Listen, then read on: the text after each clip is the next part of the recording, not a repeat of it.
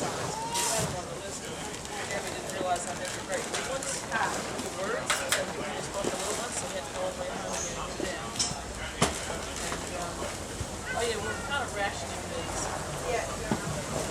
All this packet can eat.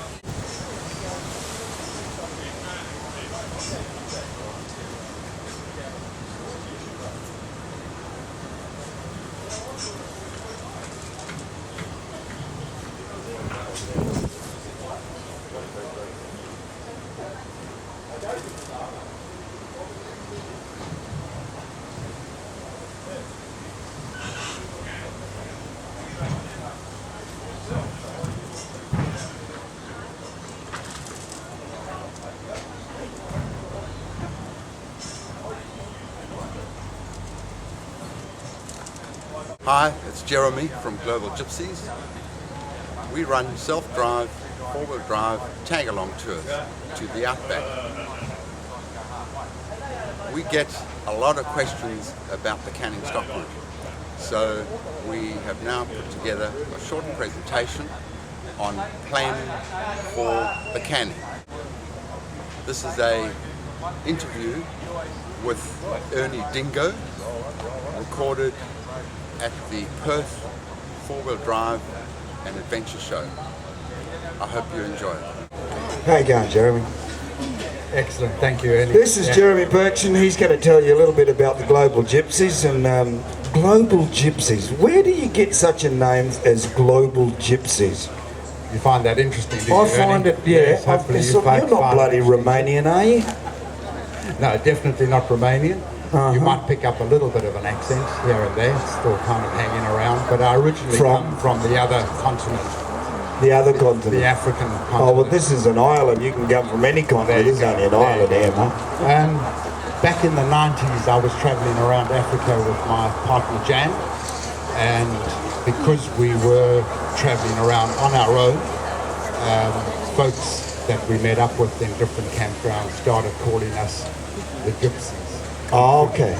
We were travelling around Africa, and I then got the opportunity to emigrate to Australia with Jan, and we started a company called Global Gypsies because we travel around Australia, but we also do international tours as well. Oh, that'd be great. I mean, just you'd have cars at the other end, say in your home country. No, negative. No cars. So we take a group of vehicles to a foreign country. No group of people. Oh, just the people. No vehicle. Mm-hmm. And we will hire local tour operators in a foreign country to take us around.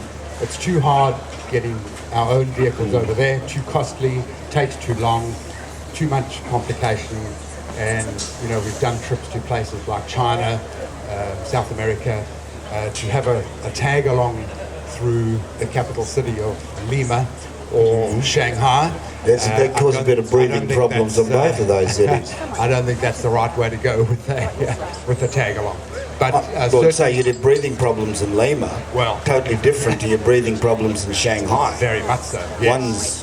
One's basically Shang Lo is in regards to Lima, for instance. You're up in the altitude, so you can have a chewing on the old leaves there. Yes, very much so. But certainly here in Australia, and particularly the western half of Australia, Northern Territory, WA, a little bit of South Australia, own vehicles and tag-along style to places like the canning stock route. That's what. So how does that work, the tag-along style? Well, we will put dates up on a website of ours, so folks will join us for a tour, and we will meet up. If we're doing the south to north route on the stock route, we will meet up in Walloona on the set date, and we gather there. And prior to gathering, we would have had a pre-departure meeting, and that pre-departure meeting, that gives me the opportunity to have a look at everybody's vehicle, and just make sure that it's up to scratch and well serviced and maintained and got the right sort of accessories. At that pre-departure meeting, we talk about fuel, water. And if they don't match up, you tell them to bugger off. Well, we generally don't tell them to bugger off, no. Just watch them limp along the rest of the trip. We give them some advice and some options as to how to correctly prepare their vehicle for, particularly the canning stock. Before going on the trip. Absolutely. Okay. Yes. No, you don't so want to they do come that. here to the show, grab all the little bits here, Absolutely. then head up. Yeah, Okay. no, you don't want to do that once we. I mean, there's not too many the shots day in before we Wolluna. leave from Wolluna, Yeah. do we? Yeah. So yes, we meet up in Wolluna. Everybody's vehicle is well prepared. We talked about the fuel, which we can get into in a moment if you'd like to. We've got enough water, we've got enough tucker, and we will set off from there in a convoy style. What's your maximum number? Maximum 10 vehicles. I will never do more than 10 vehicles. And of course, on any sort of outback track, we will spread out over some distance along the track.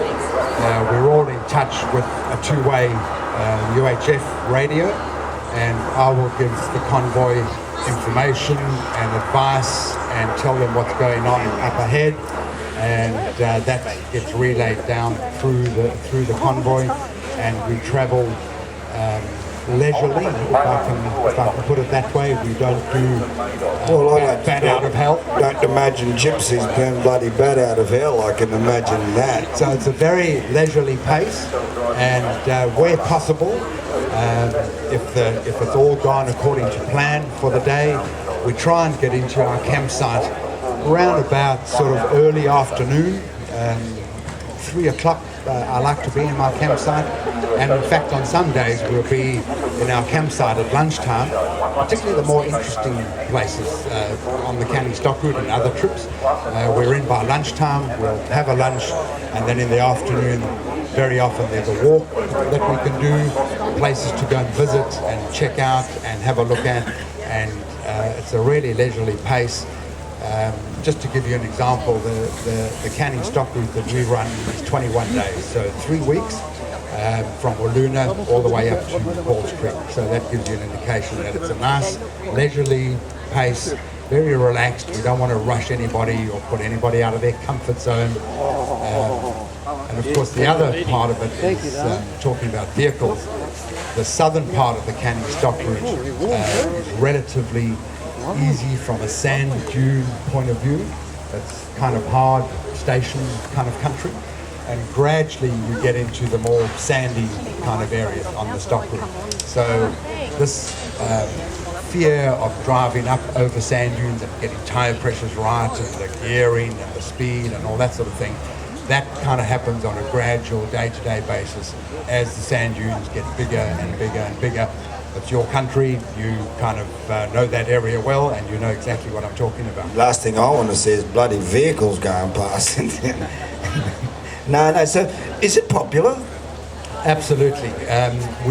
In past years, over the last 8 or 9 years, we've generally run one trip up the Canning Stock Route each year, along with other trips to Kimberley, Pilbara, the Bight. This year, the waiting list got that long, and we got that much pressure that we actually ran 2 trips up the Canning Stock Route this year. Just go one up, one back, That's it. and then another one up, That's kind of what's starting to happen. and then get the yes. plane back. Yeah. So yes, to answer your question, it is popular, and it does take a lot of planning and preparation. You need to have a vehicle well sorted out. I've parked my vehicle here so that if there's anything that anybody wants to know about or talk about, we can kind of look at it and chat about. But yes, very popular, Ernie, and a great trip, and quite a big commitment from a time point of view.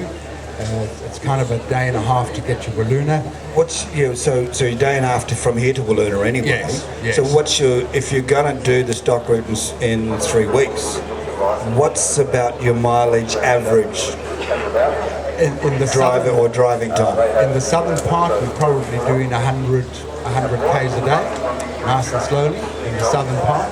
As we get more into the central section where there are more sand dunes, we're probably down to sometimes 60 k's a day. So very slow. But when you've got a convoy behind you and somebody gets stuck on a sand dune and they need a bit of a hand, then the whole convoy has to wait. It turns into a bit of a party. Cameras come out and I will then... And what? Chardonnay comes up. Well, that's in the evening around the campsite. Not if somebody's Not stuck, while we're bugger that driving way. over sand dunes. But yes, I will then drive back to the sand dune and go up and just give the fellow or the person or vehicle that's stuck or bogged, I will then give them a bit of a tug over the top of the sand dune just to give them a hand. And that does happen in the early stages of the trip, in the first couple of sand dunes, the bigger ones, until the tyre pressures are absolutely correct and the folks have got the gearing right and just feel just more confident about driving over these sand dunes. Some of them are quite big, going up 16, 18 metres. Yeah. So I know it's all that sort of depends which side of the sand dune you're on, as to ladies to the left, gents to the right. If it's broad bloody country and you have to go for a pee. Absolutely, but that little rule always applies. So if you're heading south to north, ladies to the left, gents to the right. Those that can't they make up their mind straight to front of the vehicle. Yeah. Talking about ladies to the left and gents to the right, we do educate all the folks that are travelling with us with regards our hygiene and toiletering facilities, which Track Care have done a fantastic job in setting up some bush toilets at some of the restored wells along the way, but there are still many campsites that don't have any facilities whatsoever. So we do teach people, you take the shovel and you go for a walk out into the spinifex and you dig a hole and you do what you need to do and bury it again completely. It's unfortunate that some folks perhaps don't know the correct etiquette, and there are some popular camping spots where there isn't a dunny, where we come into and there's just, there's toilet paper lying all over the place. So we're trying to educate as many folks, and of course Track Care do a great job out there as well on the stock. There's pools along that run too as well, swimming holes. Well, not really swimming holes as such. Durba Springs, of course, has got a permanent water source. We ask our clients not to swim in the permanent water source. That request has come through reading books by Eric and Ronelle Gard called The Canning Stock Route. There's other books that you can get like this. But, folks are taking water out of there for washing. So generally we don't swim on the Canning Stock Route. No, not sort of that kind of place for swimming. So when you load your truck up, do you need a trailer to put the excess on, or you can manage as much as you can on your vehicle but not weigh it down too much? Okay, talking about trailers. We ask all our clients, please do not tow anything up the Canning Stock Route. And the reason with the towing is that you might be able to get over the sand dune with a trailer on the back, but in most instances there's a lot of churning and wheel spinning that's going on when you have got a trailer on the back, and what that means is that it digs holes in the sand dune going up the slope, and that's not great for the folks coming behind us. So we do ask folks not to bring any trailers. And then, of course, as you said, you load the gear that you need into your vehicle. You then, this is before you go, you then take half of it out and leave it at home because you'll be overloaded. And that is another thing that you've got to watch out for, is the overloading aspect of the vehicle. You'll see a roof rack on the top of my vehicle there under the brown cover, the canvas cover. You've got to be careful, as you go up with loads, you raise the centre of gravity of your vehicle, and you have to be careful with that. There is a little bit, in some cases, a little bit of left and right through ruts and washouts and that sort of thing. So don't go too high.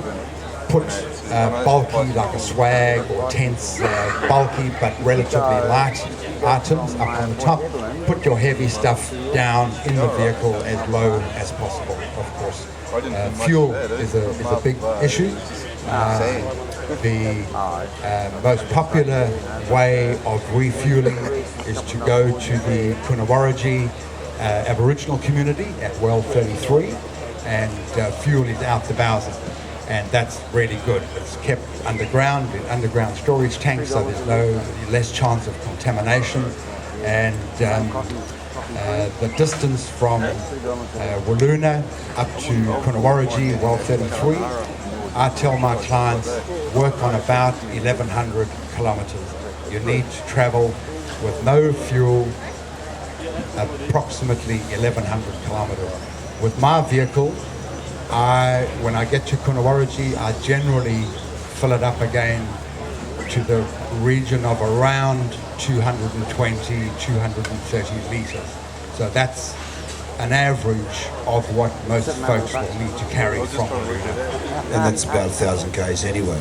Just over. Minus a bit of digging and That's why rerouting and that's it. That's why we say 1,100. 1,100. So you've got a line of 10 cars. You're allowed to sort of like, I'm sick of being at the back here with my bloody web feet on, getting through all the churned up stuff in front of me. I'm going sacking tomorrow. Do you get a chance to move around the line to sort of? Absolutely, and I do that. I organise that every morning. We have a little discussion and a little chat, and we talk about where we're going today and what the track's going to be like, and I try to give folks a warning of what they're going to come up to. And what happens is whoever was at tail end Charlie, in other words the end vehicle yesterday, they come up to number 2, and then everybody moves back one position in the convoy. Because if you're only doing 60 k's in one particular day, do you give someone the opportunity to sort of like break the seal and go up front?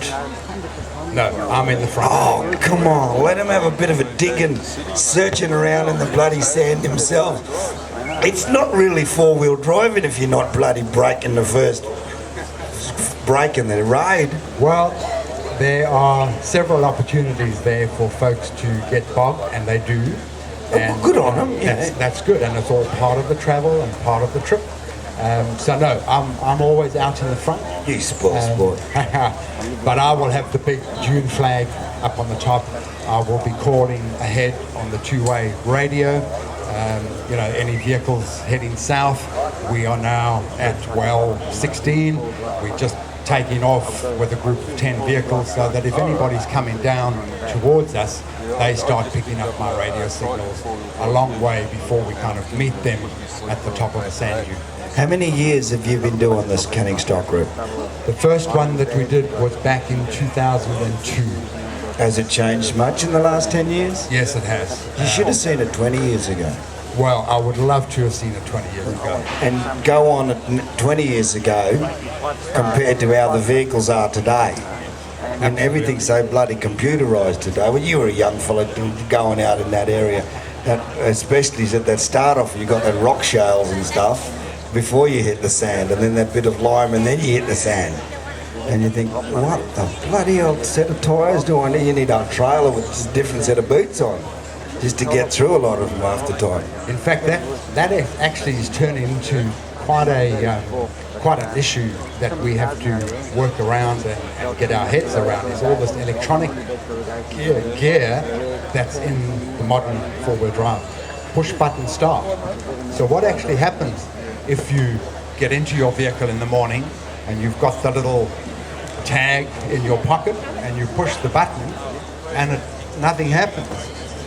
Where do we go from there?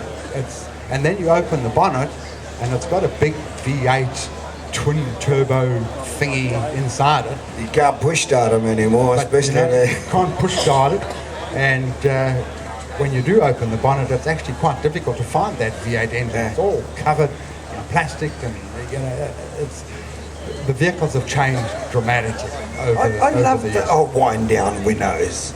There you go. Yeah, you can at least. There's nothing worse than getting caught in a bloody riverbed when you're about 2, 3, 4 foot of water coming at you, and you're pinned up against the side of a bloody tree. You're in about a 23-degree angle, and your car stalls, and your windows are still up, and you can't wind your windows down because they're powered.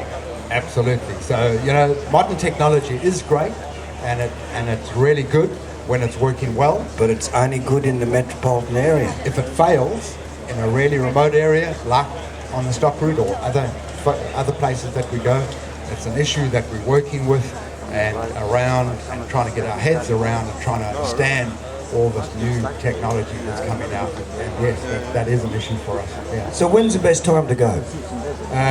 The short answer is winter time. So generally we will go in May, middle of May into June. July is good. We've had trips in July, and even through to August is good. Get around September, it's starting to get a bit warm. The little flowers, the little bush flowers start getting a bit friendly around that sort of time. So I suppose May, June, July, August are your sort of premium kind of times. Bearing in mind, of course, that that's when everybody else is kind of planning to go on the stock route as well. You really don't want to be there in summer. That's not a good time and the right time to be there. Quiet. Hot, wet, Very quiet, yeah. Cyclones coming Not too many tourists are coming through in the summertime. Yeah, and if you do land up with some sort of emergency, whether it be medical or mechanical, quiet, and then you need this type of thing, satellite phone. You should have that anyway, not whether it's winter or summer. EPIRB is a really good thing to take as well. You better have a beer in there too. Well, the beer's for the campsite in the fridge in the I'm evening. saying, if you're going to get stuck in the middle of nowhere, bugger the sat-nav phones and all this gizmo, you might as well take a beer with you. Yes. And of course, paper maps. Don't rely only, once again, on the electronic GPS stuff. Great to have, and they're very useful and good information. But if that fails you, have paper maps that are accurate. And of course, these paper maps can multi-use themselves. they possibly can. Hopefully, Do you have a website? www.global So you can check on the website when's the best time to go, how the seats are going on the run, and also you can possibly check. How can you check if there's other stuff happening on the road as well? I mean, is there tours that come down at a certain time, or that's just on the radio to check? That's on the radio, and the UHF radio. With regards to other tours, I mean, well 33, just like bloody Pitt Street Mall, you know. it gets to be a busy place. Well 33, Kunawaraji, Yeah. really busy, but Because the family laugh about you fella when they come through there. yeah, they do. But yeah, we all go in for showers and use the laundry and that sort of thing. But the tour operators will generally chat to each other. We all kind of know each other, and for the most part, we'll say, well, we're planning our trip from this date to this date, and they'll say, well, we'll start a couple of days after you, so that we don't all land up at the same place at the same time. So that's always a good thing. Because the family said they get happy when the first vehicles all come in because everyone looks the same colour as them. And they have a shower and they're dejected because there's only dirt and you might have to move on again. Yes, that happens too. But Kunawaraji is a very welcome stop. There is a little shop there, and of course there's the fuel, as I mentioned earlier, out the Bowser. The shop gets a hammering with the pies and sausage rolls and all that sort of thing. But of course, to replenish food supplies, that's a really good option as well. And if the shop owners know that you're coming with a relatively large group, 18 or 20 people, they'll actually get a few extra things in to accommodate bigger groups coming in. What about the last couple of 100 k's before Halls Creek? Is that when do you start celebrating the fact that Halls Creek is up the road? Or, damn, Halls Creek is up the road, slow down. That's generally what happens. Yeah. We get to a place called, Stretch Lagoon, just before the Bella Luna community. and that's generally the last night before we head into civilization. And it's normally somber, a bit sad. Folks have got used to and started enjoying the great outdoors, camping under the stars. And yes, the last night at Stretch Lagoon is often a sad night, because from there we go up. We go up past Wolf Creek Crater and then into Halls Creek, and that's where the trip will finish. I should get Johnny Jarrett to sort of wait for you there at Wolf Creek before he comes in. Bloody chainsaw out or something. He'd make a quid out of that. Yeah. So I love going up there, because you go up there and you sort of like, yeah, it's a big crater, you know. Just think of the size of the football-sized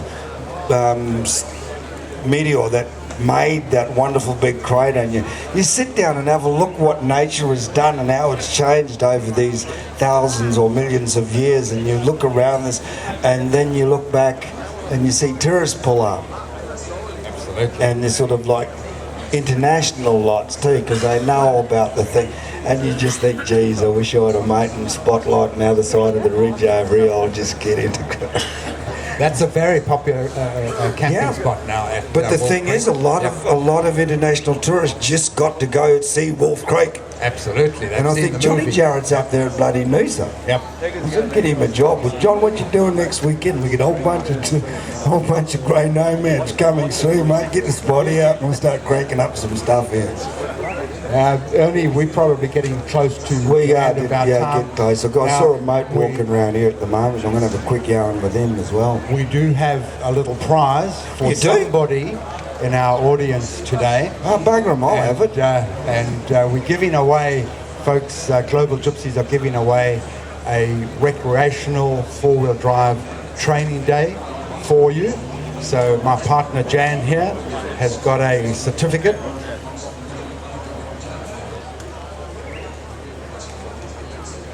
Oh, that'd be right. Whispering sweet nothing. Okay, we've got a bit of whispering and coercion going on here. We always say we start on the left-hand side, but today we're going to start on the right-hand side, and we're going to go with the gentleman in the red shirt. You've won yourself a recreational forward drive course.